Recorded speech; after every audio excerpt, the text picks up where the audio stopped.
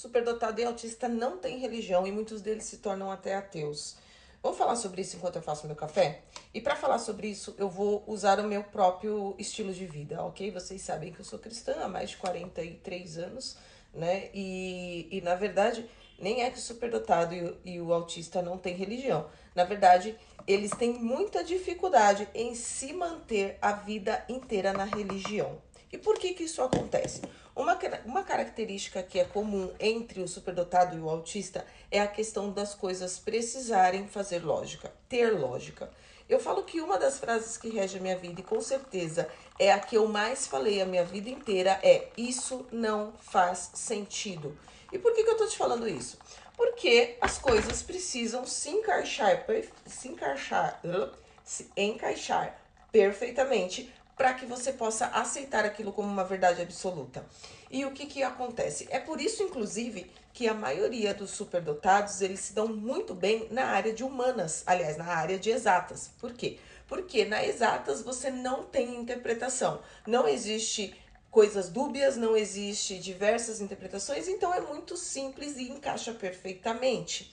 Bom, o que acontece? Lembra que ontem, se você assistiu o meu vídeo falando sobre a questão do não pertencimento, normalmente o superdotado, ele pula de galho em galho. Isso não aconteceu comigo. Eu fui durante 42 anos de uma única doutrina, uma única religião, porque, inclusive, eu acredito que tem muito aspecto familiar. Toda a minha família era da mesma igreja, tios eram pastor, irmãos, primos, tias, avós. Então, assim, eu acho que isso me fez estar sempre no mesmo local, o que não acontece normalmente. Primeiro porque o superdotado, aonde ele vai, ele gera polêmica, como já falado aqui em vários vídeos. Ele sempre vai ser rotulado como polêmico, como questionador, como boca aberta, como aquela pessoa que não sabe ficar quieta, como aquela pessoa que é muito crítica, aquela pessoa que corrige e que não aceita erros e que vai sempre estar com mão levantada pedindo para falar, principalmente nas aulas da igreja, né? Na EBD, que é a Escola Bíblica Dominical, nas classes, ela sempre vai trazer um ponto de confusão, entre aspas, que na verdade não é confusão, ela quer apenas entender. E quando não faz sentido, normalmente ela vai estudar muito aquele assunto e aí é claro que ela vai entrar em debates, em confrontos muito profundos com a maioria das pessoas. Por quê? Porque quando você estuda, você percebe que aquilo que aquela pessoa está falando, muitas vezes não é aquilo que ela está falando. E aí gera um outro problema. Por quê? Porque eu falo que não tem livro mais interessante, eu vou usar essa palavra, do que a Bíblia. A Bíblia, ela te traz diversos tipos de interpretação para um único versículo, quando não para uma única palavra às vezes, né? Por exemplo, vou dar um exemplo bem claro aqui para vocês, tá bem rapidinho para vocês entenderem. A palavra inferno. Você sabia, por exemplo, que na Bíblia o inferno, tanto citado pouquíssimas vezes, é um inferno de fogo? Então a Bíblia ela traz no seu original a palavra Seol, a palavra Geena. No caso, Geena é um campo que existia em Jerusalém onde se jogavam os mortos. A palavra Seol, na verdade, vem de cemitério. Só que quando foi traduzido para o português, tudo virou inferno. E isso vai trazer diversos tipos de pregações que você vai falar, velho, mas não tem lógica isso, cara. E aí você vai estudar. E muitas das vezes, quando você vai explicar essa situação para algumas pessoas, elas não aceitam. Ah, porque você está indo pela lógica, porque você precisa deixar o Espírito Santo te revelar, porque você não pode fazer isso, você não pode. Os famosos não pode, que é um problema seríssimo para os superdotados. Por que eu não posso? Eu posso. Por que eu tenho que? Eu não tenho o que, né? Então, eu já falei aqui pra vocês a questão de por que eu tenho que falar pro irmão do lado, por que eu tenho que levantar a mão, por que eu tenho que fechar, orar com o olho fechado. Aqui eu estou trazendo para vocês os conflitos mais básicos, tá? De um superdotado dentro de uma religião. A coisa, ela vai muito mais profunda. A coisa vai muito além, né? Então, quando a coisa não faz sentido, o que a pessoa que tem a superdotação ela vai fazer? Ela vai pesquisar, ela vai procurar. E aonde ela vai achar muitas vezes resposta que faz muito mais sentido do que em determinada doutrina? Numa outra doutrina. E aí ela chega na outra doutrina e aquilo também não vai fazer sentido. Uma parte faz e a outra parte não faz. O que ela faz? Ela vai para uma terceira doutrina. Quando chega na terceira doutrina, talvez ela não se contente e ela vá para uma outra religião.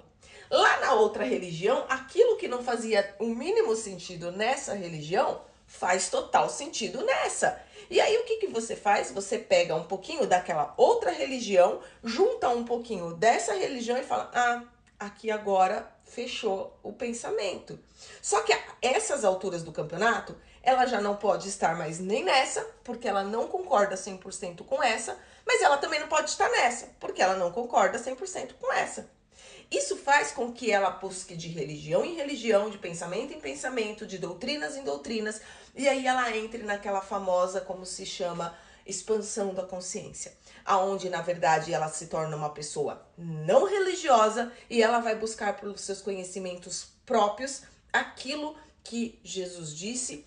Ela traz um pouquinho daquilo que Buda disse, porque o cara foi muito inteligente, o cara tem uma espiritualidade incrível, muitas coisas que a gente não concorda, mas outras que você fala uau. Aí você vai buscar um pouquinho naquilo lá no Alcorão e você fala isso aqui faz sentido, entende? Então, por isso que eu disse que muitas vezes o superdotado ele não tem uma religião. Ou ele começa com aquela fase dos desigrejados, que virou onda agora, e aí logo em seguida ele sai da religião em si e ele se torna uma pessoa espiritualizada, entende? E aí, o que acontece? Existem aqueles que vão mais profundo ainda. Por quê? Porque nem as religiões todas vão fazer com que ele se sinta tranquilo. Achei o sentido da vida. Descobri todos os segredos do universo. Não.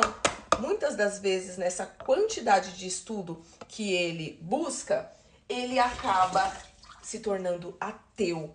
Porque daí ele vai para outros lados, aonde ele chega a uma conclusão de que, cara, se a conta não fecha, na verdade, eu acho que, na verdade, nada existe, né?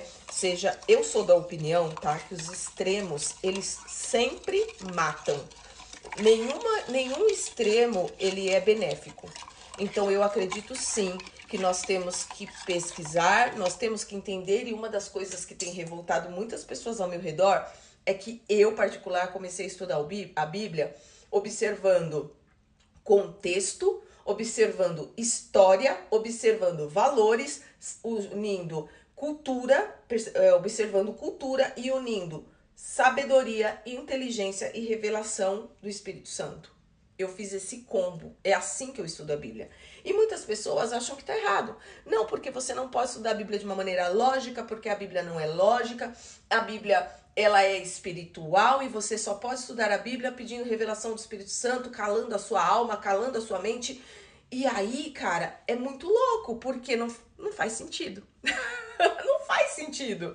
Porque a Bíblia, ela tem coisas que você fala, que é falado para pessoas específicas, com instruções específicas. Existem profecias dentro da Bíblia que foi dado para uma geração, para uma situação em que aquele povo estava vivendo e que daqui 70 anos eles iam sair do cativeiro e ir lá para conquistar Jerusalém. E aí existem muitas profetadas que usam, por exemplo, esse tipo de profecia para os dias de hoje. E aí eu falo para as pessoas que têm vindo me questionar, é que assim, ó, você quer acreditar no que você está lendo dessa maneira, acreditando ser revelação do Espírito Santo? Beleza. Só que não se frustre com Deus. Por quê? Porque Deus não é obrigado a responder aquilo que ele não disse. Deus não é obrigado a responder promessas que ele não te fez.